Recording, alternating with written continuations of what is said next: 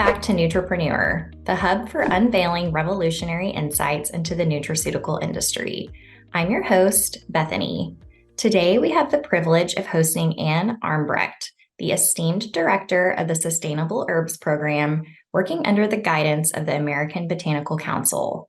With her background as an anthropologist and a deep passion for promoting sustainability and transparency in the botanical industry, Ann has been instrumental in driving awareness and fostering collaborations for higher standards of ethical sourcing and sustainability. Welcome, Ann. It's so great to have you today. Thank you so much. It's great to be here. So, could you share with us the journey that led you to establish the Sustainable Herbs Program and really, just highlight those pivotal experiences that shaped your dedication to promoting sustainable and ethical practices in the botanical industry? Sure. So there are a couple of different threads or experiences. First was studying herbal medicine with Rosemary Gladstar, and who's sort of the godmother of herbal medicine, traditional Western herbal medicine in the US, and being drawn to the vision that she shared about our relationship with plants as not just a product we ingest, but really to heal our relationship with the planet. And so I was drawn, and also that health is much broader than any particular medicine. It's really our relationship with each other and our heart and spirit and all of those. And so that broad vision of herbal medicine captured my curiosity. And my husband's a filmmaker, and so we produced a film, Newman, that celebrated the healing power of herbal medicine. And as we were sharing that film, I saw that for most people, herbal medicine was not this kind of answer to all the problems around our relationship with the earth. It was really a product on a shelf. And so to reach that audience, I needed to understand that industry more. And as I began to dig in a bit, and also as we were producing Newman, we interviewed some of the founders of some of the key herb companies about the values that drive their work. And what struck me is how I learned about the industry as an herb student, where it wasn't even the industry, but how, can I start this a little bit again? Sure. Yeah. So herbalists that I studied with talked about the importance of their relationship with the plants and the intention with which they harvest the plants and make the medicine as part of the medicine, as a part of its effect. And yet most of those herbs were sourced on global supply chains. And so I wanted to know, okay, not even what difference does intention make? How do you even find intention? What does that word even mean in these global supply networks? So that was another question. And then a third was a class that I taught in the anthropology department at Dartmouth College, where I had students as a final project trace any object they wanted to the source. And so this was in the late 1990s, before everyone was tracing objects to the source. And the last day, everyone shared what they found, and they were looking at the social and ecological impacts of, say, a safety pin or a piece of paper. And those impacts were horrifying. And we sort of sat, there were 12 students in the class, it was a seminar, and we sat around listening to those impacts, and everybody got quieter and quieter, and just the weight in the room as we were struck by the enormous consequences of our ways of living. And so I wanted to do something about it. And so I thought, okay, if any industry can make a difference, then this one that's all around healing and healing products should be. And so that's kind of what started me following herbs to see what I found. Yeah, that's really incredible. I think it's quite eye-opening if you really know the source of where certain things are coming from. I think, like you said, a lot of us just get caught up in thinking it's something we pull off the shelf at our local market, but we don't really know the story behind it and where it came from. So I think that's great that you're doing all of that research and trying to be intentional about where you source your herbs and your products and educating people. And the Sustainable Herbs Program aims to create a movement that supports high quality herbal products and provides that transparency in the sourcing process. So, how does the program educate consumers and companies about sustainability in the botanical industry? And what are some of the key initiatives that have significantly impacted the industry's approach? So it's been a journey, and as I've gone along, I've done different things. I started with this idea, okay, what difference does knowing the stories make? And so I traveled around, and with my husband, we produced a series of short videos to educate primarily really the herbal products consumer, herbalists who really are already concerned and asking these questions. And we produced videos around each step of the supply chain, and then some videos around key issues. And as that, I posted that on this website. And then realized though, especially with changes in the herb industry, as it's harder for smaller herbalists to have actually a company, and it's to really make a difference, it had to be on the scale of the companies that are sourcing their ingredients at trade shows like Supply Side West and going to Expo West. And so that's when I formed the partnership with American Botanical Council. And then my work shifted to working with companies to understand the challenges that they're facing, and then work with them to identify ways to address those challenges. And I guess the three ways that I think about the scale or the levels of change that I'm working on, first is the importance of seeing the system, like understanding what it takes to bring herbs from around, some of these companies will be sourcing 200 to 300 botanicals, all of which have different requirements around quality and drying and processing. And that's a huge amount to handle and manage. And yet in those on the outside of that industry, and I include myself here too, as I began this journey, can be really quick to judge, like, oh, that's bad, that's good. And so the first step is understanding that it's much more complex than good and bad. And so I wrote my book, The Business of Botanicals, and then have created things that are directed toward a general audience, and am now working on some more of that. Last spring with Sebastian Pohl, who was the co-founder of Pucka Herbs and now one of the founders of the Herbal Alliance in the UK, we organized a half-day conference bringing together experts who can talk about the connection between sourcing and quality, to really show that it matters. It's not just sustainability as an extra thing. It matters how the herbs are handled, because that means people are paying attention to making sure it's the right plant, it's the right species, that it's dried correctly so that the constituents are actually going to be in it, so that those things actually really directly impact that finished product on the shelf, in addition to the health of the whole ecosystem.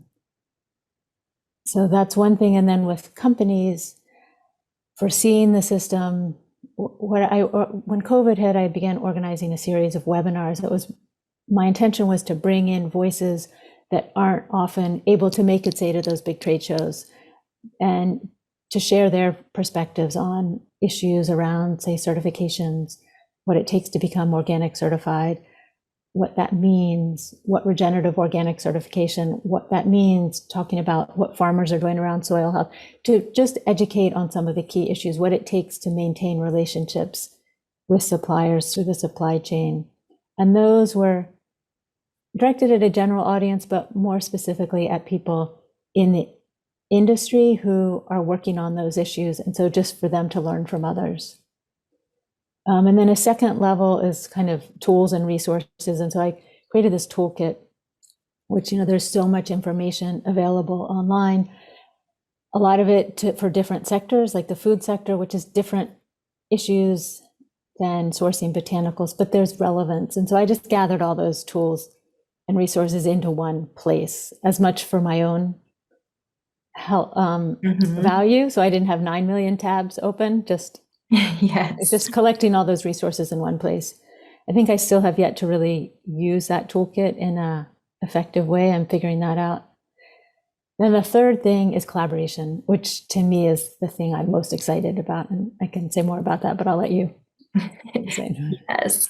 And so, as you mentioned, there is a lot of complex challenges that are involved And so, how does the Sustainable Herbs program facilitate multi stakeholder collaborations and best practice sharing to really inspire more companies to embrace these higher standards of sustainability and transparency in their herbal offerings? Yeah, it's another, everybody's talking about multi-stakeholder collaboration. What does that really mean? So the first trade show, first time I went to Supply Side West, I co-facilitated with Holly Johnson from APA, the American Herbal Products Association, a panel around sourcing.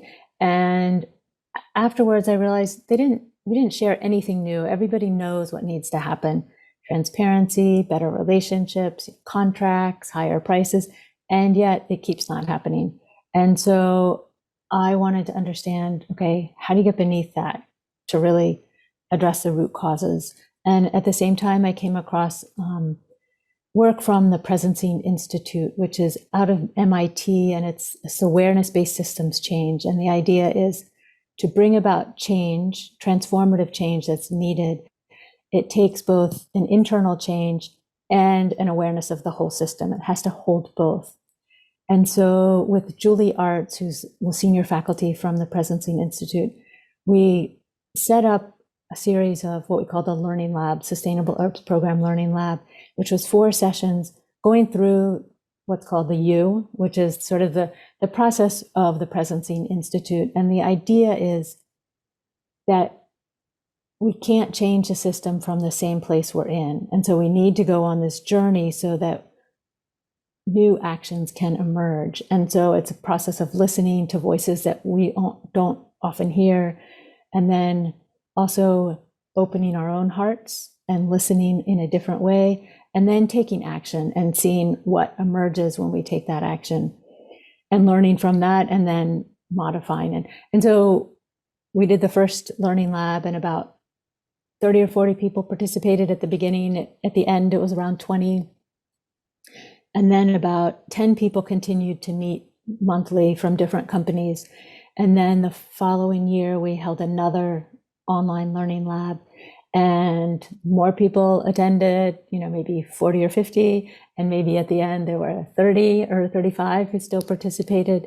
And that group has but continued to meet. And over time, the first year we defined our mission statement of working together. And then the second, we began to do a series of case studies to share ideas around responding to some of those intractable issues that we identified in the learning lab. And that group there is a quality of connection that's hard to describe, but someone said it's like bringing the values of herbalism into the industry. And we all are coming with the intention of, we're not just making these products to make a profit. Everybody's in a company, and so they know the company needs to have a business case and be profitable, but it's really to care as a vehicle for healing the planet, healing the plants, the people, and the places from the seed to the finished product. And so that's like the big frame. And so then we're identifying, okay, what are some of the key issues we need to understand more and then collaborate to take action on. And then this past September, out of that group, around 23 of us gathered in Appalachia for a 3.5-day learning journey, which was amazing. And there were people I was able to get some funding from John Munsell at Virginia Tech. He helped us pay for the airfare for people from South Africa. 2 people from South Africa, 2 people from Nicaragua came, someone from Peru, and then some people from Europe and the UK, and then the US. And we gathered to really do a deep dive into the issues in sourcing Appalachian wild harvested herbs, which are the issues that face, the challenges everywhere. It's low prices for the wild harvesting community, over-harvesting, a lack of understanding the extent of over-harvesting, what the issues are and what they aren't, really economically depressed areas of the world, aging wild harvesting communities. So we just listened for 3.5 days. And then the last day we asked, what can we do together as a group that we can't do alone? And had a discussion about that. And then if I had 20% more courage, what would I do? So the idea was to sort of tap into what needs to happen, and then what's our part to hold and carry forward. This episode is brought to you by NutraPayments.com. If your business needs credit card processing that fully integrates with most major Nutra software platforms, offers the lowest industry prices, and has built-in features like recurring billing, $0 trials, and chargeback prevention, then visit us at NutraPayments.com for a free online quote. And so how does the program really empower end users with the knowledge and tools that are needed to make informed decisions about herbal products that they're purchasing? And, how do they understand the impact of what choices they're making and how it impacts human health and social equity and biodiversity? That's such an interesting challenge. And so I was just in West Virginia, where I'm from, visiting my family, and I gave 3 different talks. One was at a Rotary Club, so sort of business leaders of Charleston, West Virginia, which is one of the most conservative and economically depressed states in the country. Second was to an older book club, and the third was to the conservation committee for the garden club. And each one of those I could reach in a different way so it made me really think about, okay, how do you communicate this message? How do we know to care and know what to do? And the questions that people asked were different, so I'm thinking a lot about that, like what's the message and how to communicate the message. One thing I do think is key is, the book club people especially wanted to know what product to buy. And while that's important, that I think what's ultimately more important is that we engage in the process of learning ourselves. Mm-hmm. So that I think find a company that you respect, whose products you trust, and ask them questions and demand that they give you the answers. Sometimes they won't give you the answers, or it will be somebody in marketing who doesn't really know the answers, and keep asking them, because that ultimately is a way to get those companies to change more. I think understanding, and I talk about this in my book, there is, like, for a company to, everybody's talking about transparency, any company's only going to say so much, and it all comes through the marketing departments, and so it can feel very curated.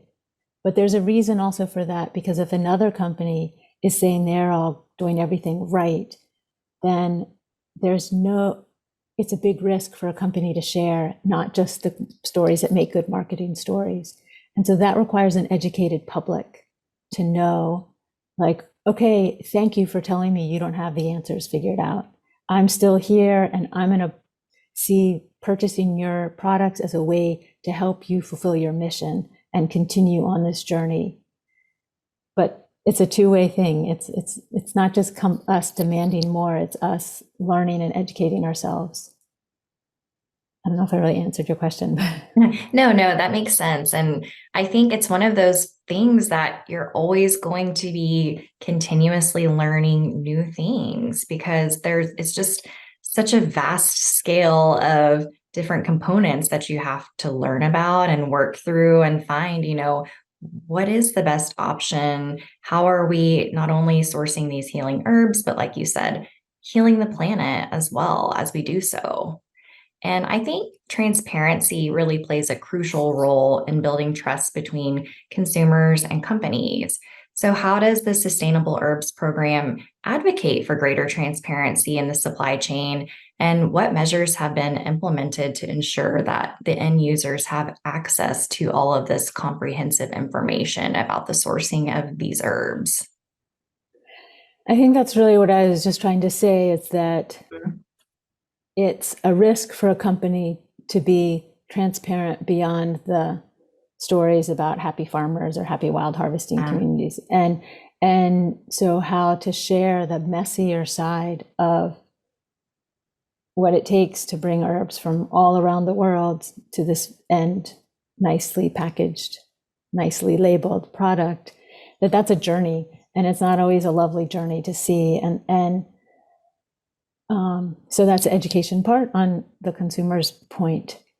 And it's also understanding the context in which companies are operating. And I remember Kevin Casey from Banyan Botanicals in a webinar said, it's not our fault if there's pesticides in. So there's pesticide residue, non-point contamination is a huge issue in the world. Yes. That impacts herbs, it impacts our food. It's, pesticide drift onto organic farms. And he said, it's not the farmer's fault if there's pesticide drift on those products. It's the fault it's how we've set up the world. It's that there's so much pesticides that it's drifting. And so it's also an awareness that these companies are operating within this capitalist structure that has certain benefits, but it also has certain impacts. And so it's figuring out within this complex world what we can do, what the companies can do.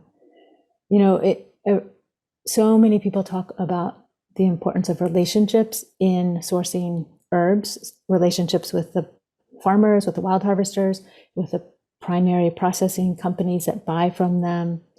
It's also, I think, our relationships with the companies themselves, how, like what I was saying before, how can we shift from just being a consumer demanding something from them to sort of being an ally or like we're all working toward this vision. How can I, as a customer, support you to do that? So relationships is one thing I think about, so that getting within the idea of transparency, like how is a company maintaining those relationships?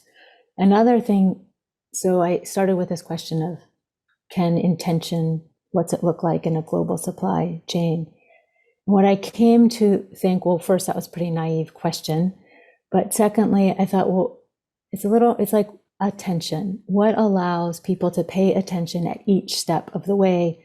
That's what's going to lead to better quality products. And that means that the soils are being taken care of, that things are being cared for. What allows people to pay attention enough to take care? And I think what follows from that is what are the conditions that are needed for people to pay attention? And then that's like what we all need, what I need to pay better attention to my work. It's that I feel like I'm being respected and recognized. My voice is being heard, that I'm being paid a fair pay. And so how does that look all the way down the supply network from the source to the finished product? And, I think it's always great to hear some actual examples. So could you share with us any notable success stories or challenges that the Sustainable Herbs program has encountered in its mission to promote sustainability and ethical sourcing and transparency, and really just reflect on the program's influence on industry practices and consumer awareness? I'm not great at measuring impact or thinking in that terms. So, and what strikes me, so there are things I can note, like the numbers and the webinars and things like that. But what interests me more are some of the shifts in the conversations that we're having among the core group of really active participants, mostly in the learning journey, but in the whole learning lab. And for example, in the learning lab, we did this mapping, and you map the current system and then are led through a series of questions and then change the system to sort of map it so it's more in support of your values and vision. And what Erin Smith from Banyan Botanical said in the first map, she really wanted plants to be at the center, but she realized they weren't at the center. And so at the second one, she shifted it so that they were at the center. And so her saying that has led to the learning lab, the conversations we have are how can we put the plants at the center in all of our conversations? And then how does that change our actions? And so we begin with a plant journey, and then we do case studies around particular plants and the challenges.